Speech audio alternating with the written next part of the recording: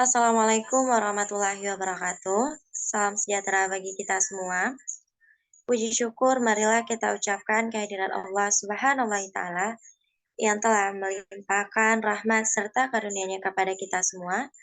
Sehingga pada kesempatan kali ini kami dari kelompok 9 dapat mempresentasikan hasil diskusi kami yaitu mengenai permainan sepak bola. Yang terhormat Ibu Dr. Desnita MSI selaku dosen pengampu pada mata kuliah Mekanika. Baiklah, pada kesempatan kali ini kami dari kelompok 9 yang beranggotakan saya sendiri Melviani Saputri dengan NIM 210333024 selaku moderator dan teman saya Merindi Putri Islami dengan NIM 210333025. Di mana pada kesempatan kali ini kami akan membahas mengenai permainan sepak bola. Dan langsung saja masuk pada pembahasan pertama yang akan dijelaskan oleh Merindi Putri Islami. Kepada Merindi dipersilakan. Baik, terima kasih kepada moderator. Yang A, tujuan. Adapun tujuan dari pembahasan permainan sepak bola ini yang pertama, untuk mengetahui gerak apa saja pada permainan sepak bola yang berkaitan dengan fisika. Yang kedua, untuk mengetahui konsep dan hukum apa saja yang ada pada fisika yang berkaitan dengan permainan sepak bola. Yang ketiga, mengetahui beberapa contoh kasus dan upaya penyelesaiannya pada aktivitas atau gerak dalam permainan sepak bola.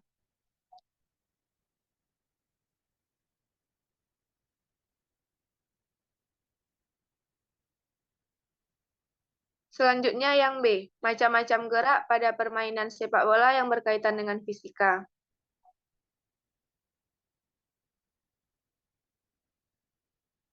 Yang pertama, ada memasuki lapangan.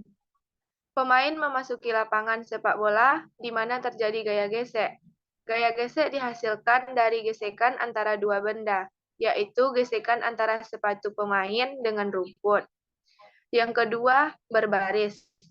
Pemain sepak bola biasanya berbaris jauh dari garis latihan di kedua sisi, linemen ofensif dan defensif.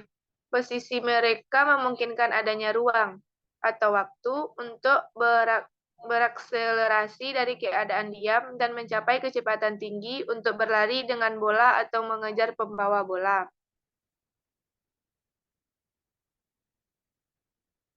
Yang ketiga, melempar koin. Penjaga garis melempar koin untuk mengetahui bola berada di sisi daerah mana. Dalam fisika, gerakan ini terjadi adanya gaya gravitasi dan adanya kecepatan, yaitu kecepatan awal wasit melempar koin. Yang keempat, berlari. Saat berlari di lapangan terbuka, pemain bisa mencapai momentum maksimalnya, karena momentum adalah produk massa dan kecepatan. Pemain dengan massa berbeda mungkin memiliki momentum yang sama. Misalnya, running back kita akan memiliki momentum sama dengan 98 kilogram. 9,8 meter per sekon sama dengan 960 kilogram meter per sekon. Yang kelima, kick off. Pada saat kick off, pemain mulai berlari di mana terjadi gaya gesek, dan di mana kick off adalah tendangan awal dalam permainan sebelum bola ditendang oleh pemain. Bola harus dalam keadaan diam, di mana ini merupakan penerapan hukum Newton 1.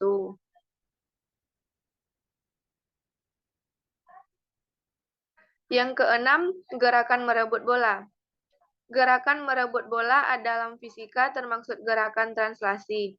Gerak translasi adalah gerakan yang berhubungan dengan berpindahnya suatu benda dari satu tempat ke tempat yang lain, di mana setiap partikel atau titik dalam benda selama selang waktu yang tertentu menempuh jarak dan bentuk lintasan yang sama. Yang ketujuh, bola melengkung atau berputar.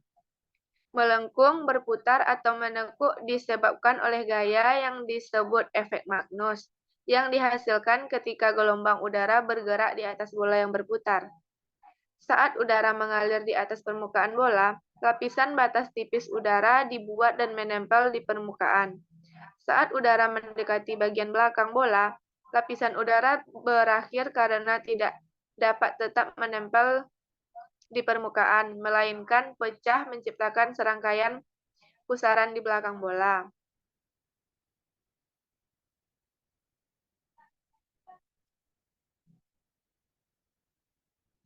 Yang ke-8, cetak gol.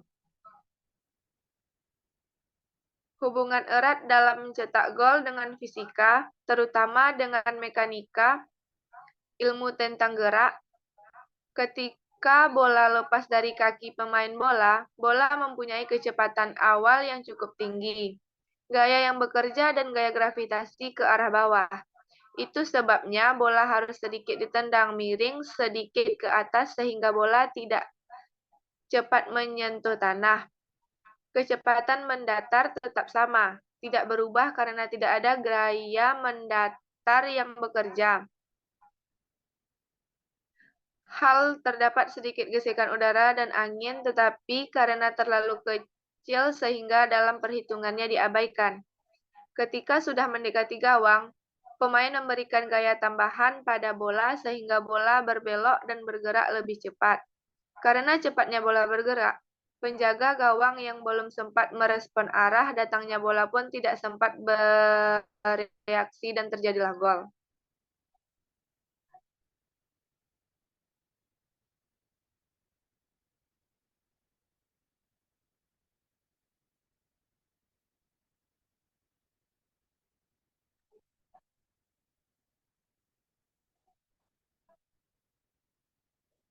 Yang ke-9, gerakan menyundul bola.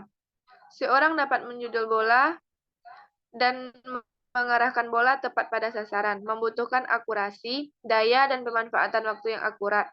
Karena ini melibatkan kecepatan dari bola yang datang dan koordinasi dari kepala dan badan. Ada dua posisi menyundul bola. Yang pertama di tempat, berdiri atau melompat vertikal. Yang kedua ada berlari sambil melompat menyambut bola.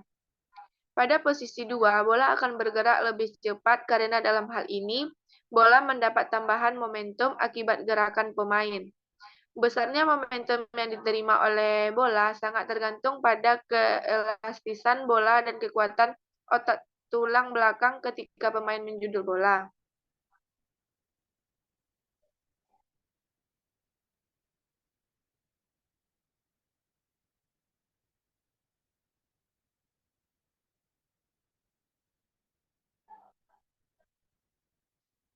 Yang ke-10, tendangan. Tendangan terbagi menjadi tendangan pisang. Tendangan seperti ini akan membuat bola melayang ke udara sambil berputar. Ketika bola bergerak dan berputar, aliran udara mengalir berlawanan arah dengan arah gerak bola. Putaran bola akan mempercepat aliran udara di daerah A dan memperlambat kecepatan aliran udara di daerah B. Sehingga kecepatan udara di daerah A lebih besar dibandingkan dengan kecepatan udara di daerah B. Yang B-nya ada tendangan penalti.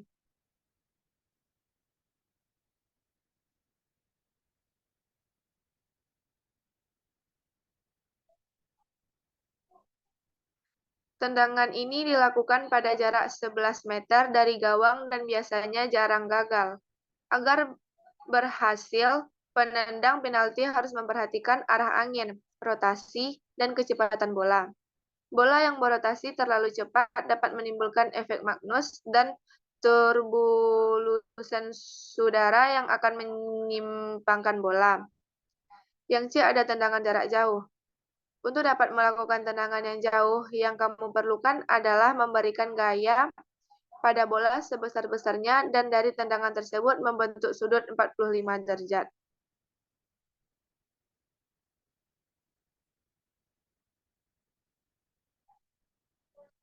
Yang D, tendangan lurus. Pertama-tama meninjau bola yang bergerak perlahan di udara. Jika bola bergerak lambat di aliran udara yang berlapis, maka gerakan bola bawah angka aliran udara berlapis di sekitar bola.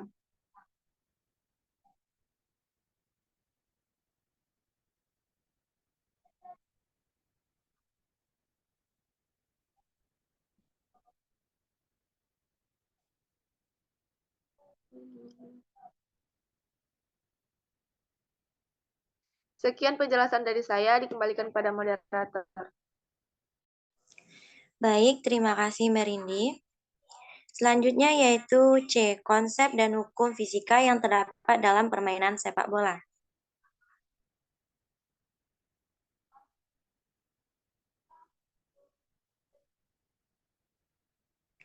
Yang pertama, kita akan membahas mengenai konsep fisika dalam permainan sepak bola.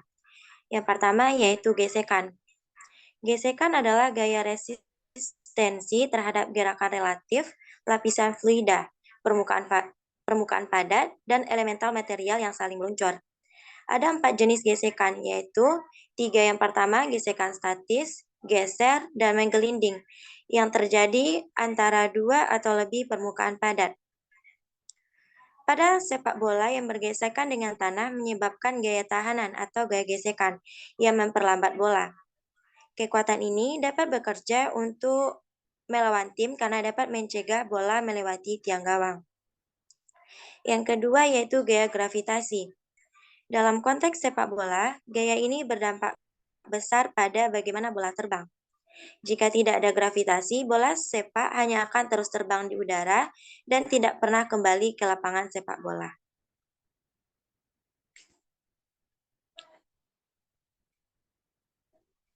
Tiga, momentum.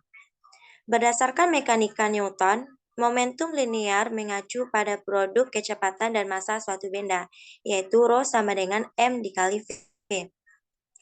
Momentum mempengaruhi seberapa jauh bola bergerak ketika ditendang. Jika pemain memiliki banyak momentum, ketika mereka bersentuhan dengan bola dan menendangnya, ia akan bergerak lebih cepat. 4. Gerak peluru. Gerak peluru merupakan suatu jenis gerakan benda yang pada awalnya diberi kecepatan awal, lalu menempuh lintasan yang arahnya sepenuhnya dipengaruhi oleh gravitasi. Benda-benda yang melakukan gerak peluru dipengaruhi oleh beberapa faktor, yaitu yang pertama, benda tersebut bergerak karena ada gaya yang diberikan, yaitu gaya dinamika, di mana dinamika adalah ilmu fisika yang menjelaskan gaya sebagai penyebab gerakan benda bergerak sedemikian. Yang kedua, benda-benda yang melakukan gerak peluru dipengaruhi oleh gravitasi yang berarah ke bawah atau ke pusat bumi dengan besar gravitasinya yaitu 9,8 meter per sekon kuadrat. Dan yang ketiga, adanya hambatan atau gesekan udara.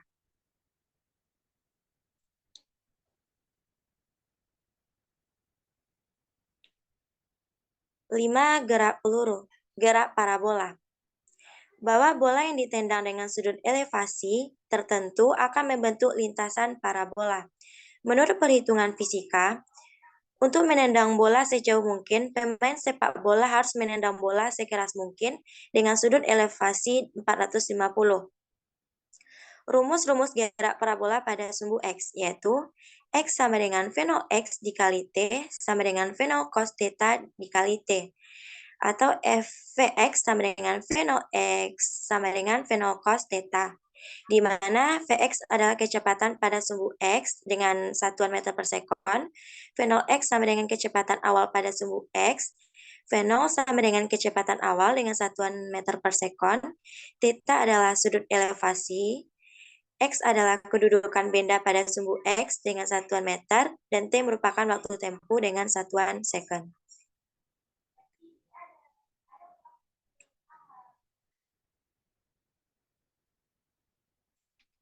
Dan rumus-rumus gerak parabola pada sumbu Y yaitu V0 Y sama dengan V0 sin theta, Vy sama dengan V0 Y dikurang G dikali T sama dengan V0 sin theta dikurang G dikali T. Y sama dengan V0 Y dikali T dikurang setengah G dikali T kuadrat. Di mana Vy sama dengan kecepatan pada sumbu Y, V0 Y merupakan kecepatan awal pada sumbu Y, V0 sama dengan kecepatan awal, di mana satuan Vy, V0 Y, dan V0 merupakan meter per sekon. Theta sama dengan sudut elevasi dengan satuan derajat. Y sama dengan kedudukan benda pada sumbu X dengan satuan meter. G percepatan gravitasi, dan T adalah waktu tempuh.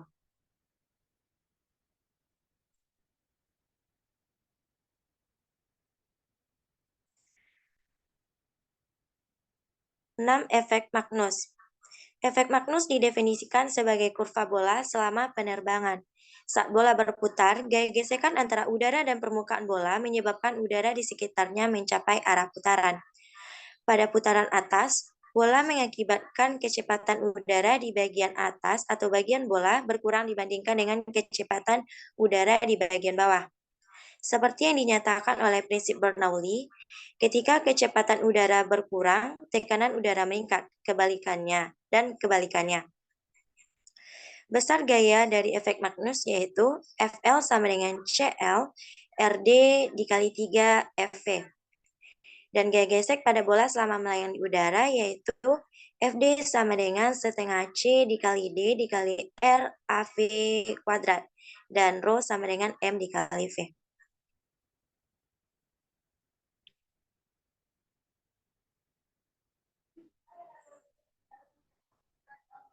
7. Kecepatan. Kecepatan didefinisikan sebagai kecepatan suatu benda atau sepak bola dalam arah tertentu. Misalnya, jika tidak ingin bola keluar dari batas yang ditentukan, kalian harus menyadari kecepatan saat menendangnya.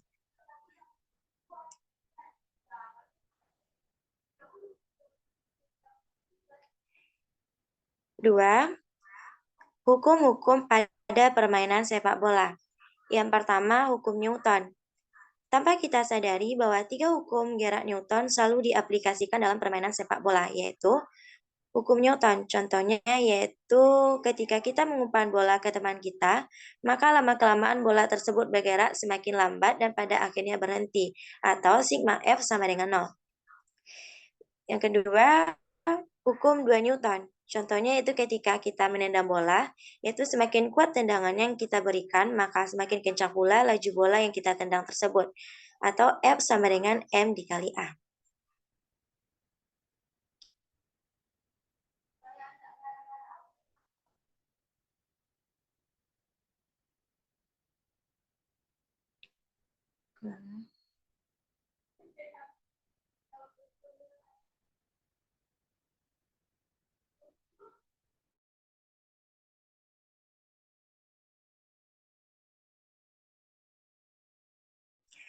Selanjutnya, hukum 3 Newton. Contohnya ketika kita menendang bola dari sisi kanan, lalu bola tersebut mengenai tiang gawang sehingga berbelok ke arah kiri. Gaya bola ke tiang atau dari sisi kanan disebut gaya aksi, sedangkan gaya reaksi yaitu gaya tiang kepada bola yang menyebabkan bola ke arah kiri, atau F aksi sama dengan min F reaksi. Kedua, hukum pemantulan, yaitu saat pemain melakukan gerakan menyundul bola. Menyundul bola membutuhkan koordinasi yang baik dari kepala, badan, serta pengetahuan tentang kecepatan bola dan arah sundulan. Ada 2 posisi menyundul bola, yaitu yang pertama, di tempat dengan melompat vertikal, kedua, berlari sambil melompat menyambut bola.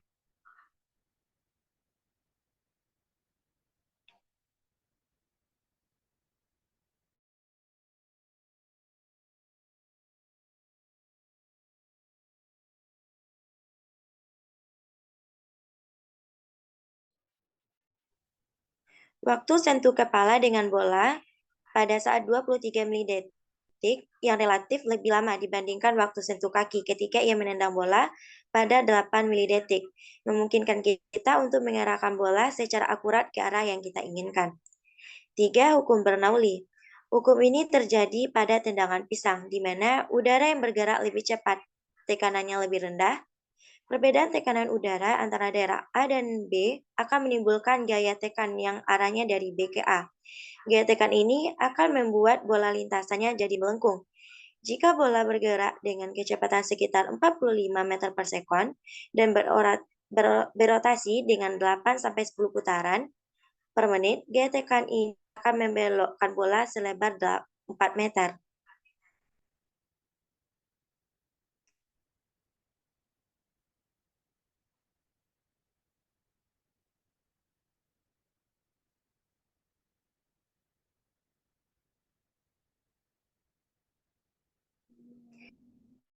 Selanjutnya, D. Kasus yang terjadi pada permainan sepak bola yang disertai alasan fisika.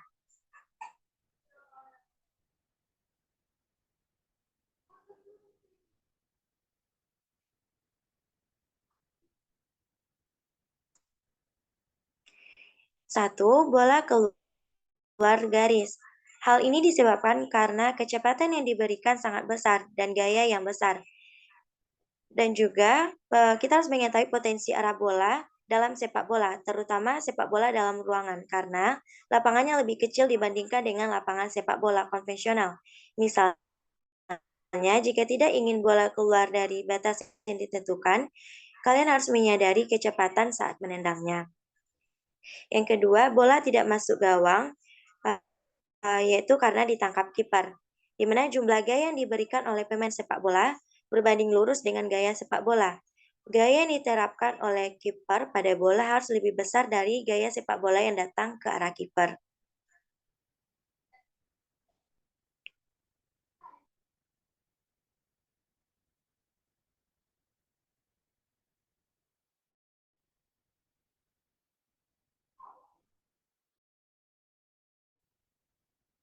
Yang ketiga, tergelincir. Hal ini disebabkan karena kecilnya atau besarnya Hal ini disebabkan karena kecilnya, artinya besar kecilnya gaya gesek pada sebuah benda sangat dipengaruhi oleh kasar licinnya permukaan benda yang bergesekan. Gesek pada benda-benda yang bersentuhan tidak sama besar nilainya. Yang keempat, tabrakan. Tabrakan dalam sikan oleh dua atau lebih pemain sepak bola satu sama lain karena massa dan momentumnya. Untuk penjelasan selanjutnya akan dilanjutkan oleh Merindi. Baik, saya akan melanjutkan kasus yang kelima, di mana bola melambung terlalu tinggi. Saat bola menyentuh tanah, semua energi kinetik berada pada bola muncul kembali ke udara. Jadi, semakin tinggi energi potensial, semakin tinggi energi kinetik, maka semakin tinggi pantulannya. Sehingga bola dapat melambung tinggi. Dan bola melambung tinggi juga disebabkan karena oper tidak pas sasaran. Dalam mengoper bola ke tim, kita harus melihat dan memperkirakan lintasan para bola, serta memperkirakan area lapangan agar bola sampai ke sasaran berdasarkan pergerakan dan kecepatannya.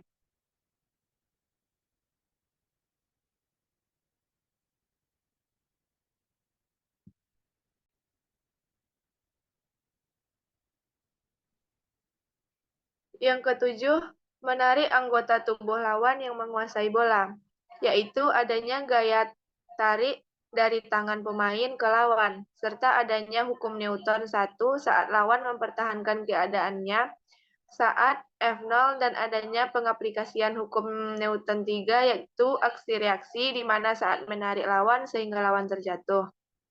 Yang kedelapan, menghalang lawan atau memblokir pergerakan lawan. Penanganan dan pemblokiran pelari bergantung pada 3 prinsip penting fisika, influx, konservasi momentum, dan gerakan rotasi. Influx adalah gaya yang diterapkan dan waktu di mana gaya itu diterapkan.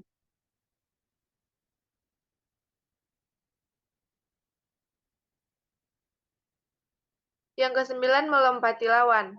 Saat melompati lawan, di sini adanya gaya yang dilakukan oleh pemain tersebut, di mana saat pemain melompat sampai kembali lagi ke tanah, di sini adanya lintasan parabola, serta adanya ketinggian dan kecepatan yang digunakan pemain untuk melompat.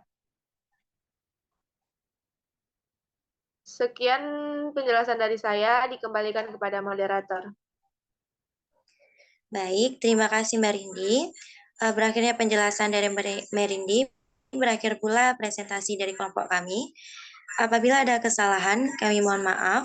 Saya akhiri dengan wassalamualaikum warahmatullahi wabarakatuh.